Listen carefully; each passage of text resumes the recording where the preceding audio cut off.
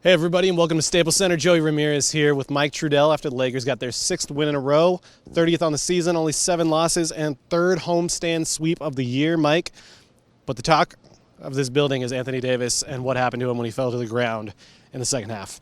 Yeah, it could be somewhat of a Pyrrhic victory here. I mean, AD going down is obviously going to be the big picture concern. But the good news, at least initially, was that the x-rays were negative, so that means there's no fracture. He is going to get an MRI tonight, so we'll hopefully know more after that. A couple of different reporters were tweeting information about this. He did tell one reporter that he's fine, but at the same time, they do maybe expect him to miss a couple of games. It's been next man up mentality, Joe, and we can get to that in a second, but just to stay on this game tonight, really just a continuation of what we've seen on this entire homestand. Taking care of business, playing pretty good defense, hitting shots. Tonight, a lot of different guys hit shots from the perimeter, so they just kind of kept the Knicks at bay and took care of business, and that allowed them to get yet another win here at Staples. Yeah, LeBron James, of course, reigning player of the week. He does what he does. He puts up 31 points tonight, but really it was how he put up 31 that stood out to me. 6 three-pointers. You saw the Knicks trying to sag off him and try to clog the paint on him. He took full advantage, hit 6 on a 50% clip, and also, he was coming in, averaging so many assists, but really took it upon himself tonight, especially with Anthony Davis getting hurt.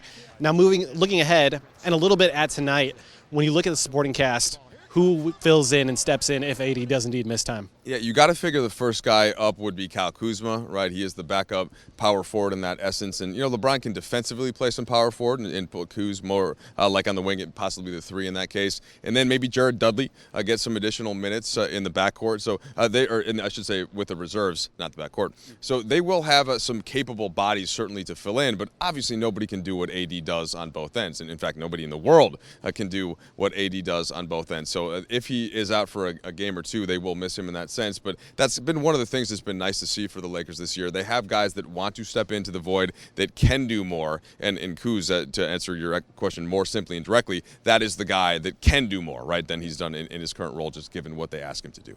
Yeah, maybe guys who don't necessarily do what AD does even in the same extent as Kuzma does on the scoreboard. But you look at a guy like Dwight Howard, who does play the 5 position, had 13 boards tonight, 5 blocks, has just been excellent defensively over these last few games, and even hit a 3 tonight. Mike, did you see that one coming? Well, so he does practice the threes. He can hit that specific shot from the top of the key. It's his favorite spot to take threes from. It was disappointing to see JaVale McGee miss a 3 because he was perfect before this, and that was our favorite little stat. He was, 100% from the 3-point line. But look, Frank Vogel doesn't love that they're taking it, but he also doesn't mind too much, especially considering what those guys have been giving on the defensive end of the floor. So they'll take it and see him make a little gravy on top. That's fine. All right, Lakers heading to Dallas and Oklahoma City next for their next couple games. For Mike, I'm Joey. We'll see you guys later.